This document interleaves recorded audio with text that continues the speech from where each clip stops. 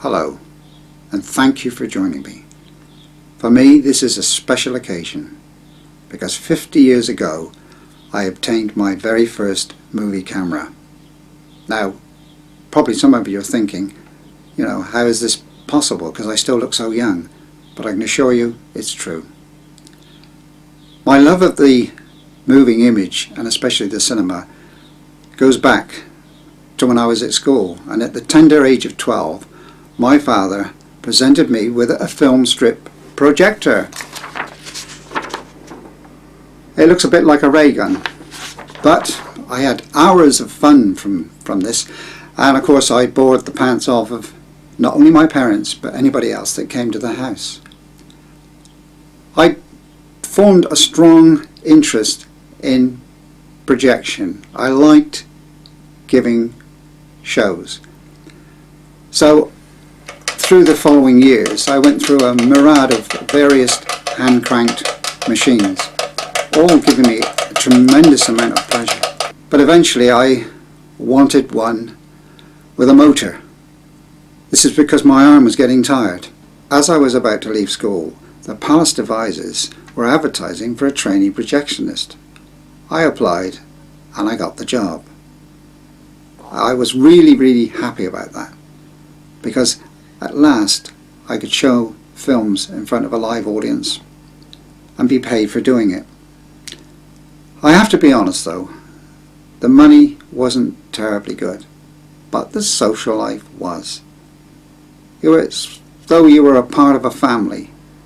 You all helped one another out. I mean, you had the occasional cruise.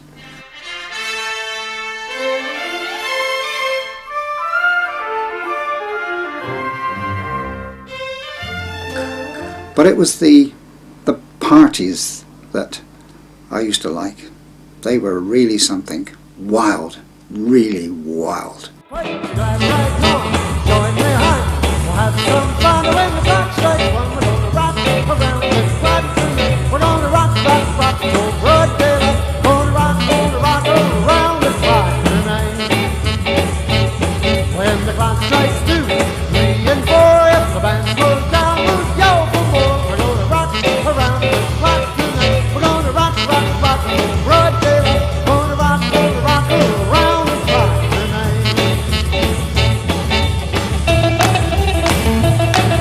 However, perhaps less said about them than the better. After about 2 years at the Palace, I decided then I wanted that movie camera, and so I got it.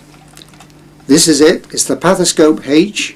It has a fixed focus lens, manual exposure, single speed, and it's clockwork. And it still works. It was loaded with 30 feet of film, which gave you a running time of about 1 minute and a quarter. Not very long, but the quality of the pictures were good. So I was eager to get going and loaded up with black and white. I set about taking scenes like father going to work on his bicycle,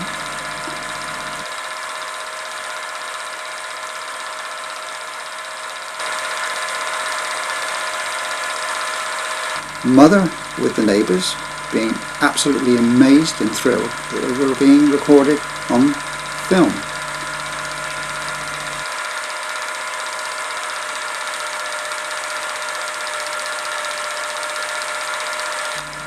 Of course, mother liked to use her own version of the Omo ad, while father, he liked to be able to use his skills by showing you how good he was with manipulating cars. He was a very good magician.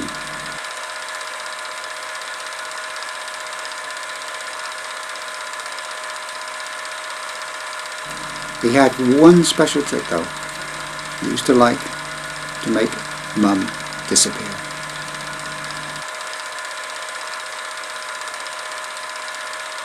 In the May of 1956, my cousin Anne was getting married, so I thought this would be good experience. So armed with 2 black and white chargers, I covered the wedding. That gave me a running time of about 2.5 minutes. but you know, it was a great success. And we finished up showing it in the kitchen on the back of the cooker to all the friends and relatives. They were absolutely amazed and they loved it. I don't think I've ever got quite the same thrill of any of the other weddings that I've done. A year later, I shot my cousin Margaret's wedding, but this time in colour. And what a difference. Once you go to colour, you could never go back to black and white again.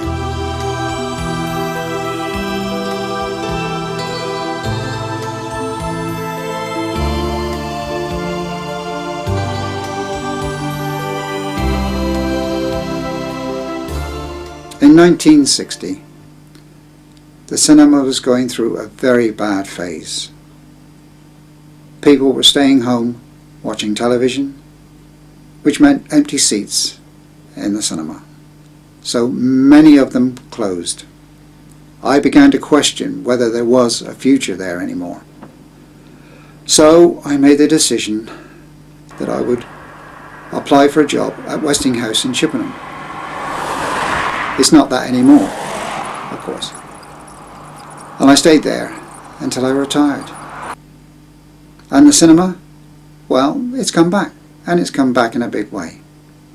In 1966, I went to Market Lavington, where Peter Francis, a well-respected photographer, was starting a cine club. There were about 20 of us there. It was all a very good humoured meeting. And from that, the Devizes and District Cine Club was born. As a young club, we were very, very keen. And we used to go for various social events like visiting Longleat. This was good because we had inside connections, which allowed us to get much closer to some of the animals, and this paid off with the filming. I remember the annual ritual of filming the Devizes Carnival. The first one that we took was shot in black and white, and then home processed so that it could be ready for showing at the weekend. We only ever did that once. But as well as filming these carnival processions, the club also used to enter in its own floats. Generally, it was to do with the theme of a film that they'd made. By the mid-60s, I'd switched to standard 8 with a camera like this one, with auto exposure and 3 lenses, different speeds. Which brings me on to cameras, because people quite often ask me, how many cameras have you got? And I can quite honestly say, I don't know.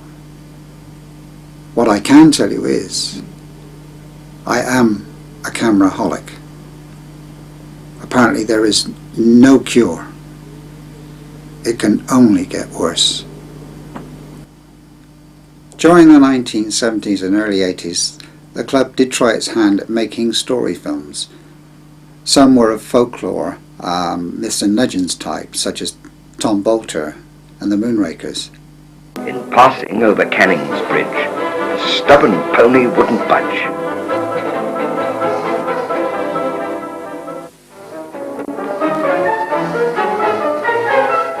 Chaps, they leathered well his back, but he didn't care for the attack.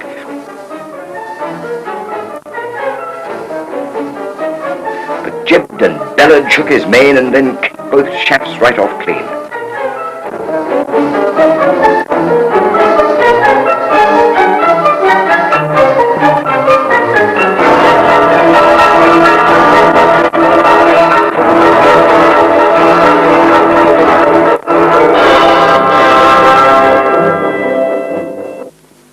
In 1978, Kodak brought out sound on film.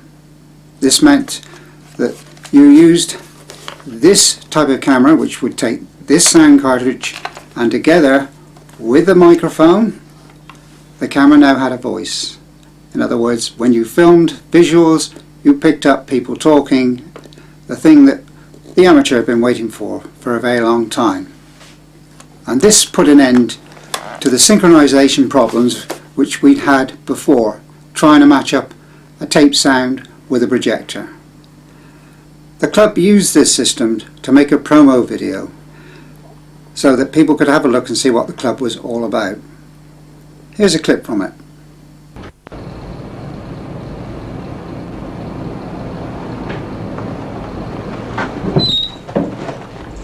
Welcome to Devices Cine Club. Let's meet some of our members. I'm Bet and I'm interested in cine photography. That's why I'm landed with this job.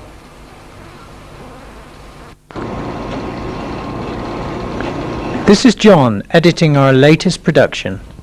This is the creative side of filmmaking, and we teach all our members the basics. Well, you've had a brief look at our club. Why not come and join us every Friday? Well, you've had a brief look at our club. We're open every Friday night. Sterling performances all round, although I'm not sure we ever gained any more membership from it. Of all the local engagements that we filmed, I think the Queen's visit to Devizes was one of the nicest. That particular day the weather was great, the Queen looked wonderful, and the crowd, I think they enjoyed themselves immensely. This was a real chance to get a good close look at the Queen as she met the people. In the Canal Centre Museum she watched the illuminated working model of the Claverton pumping station.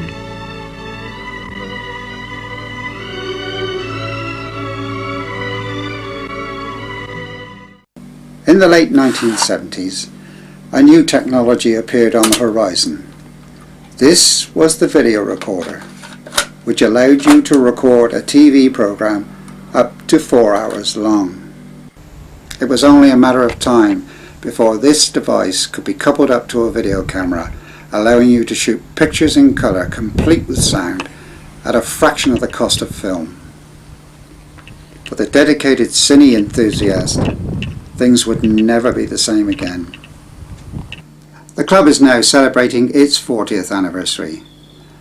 I've had a wonderful time in those years, many great experiences, met some very nice people and made some good friends. It's been an inspiration to me as it has to other members. Long may it continue.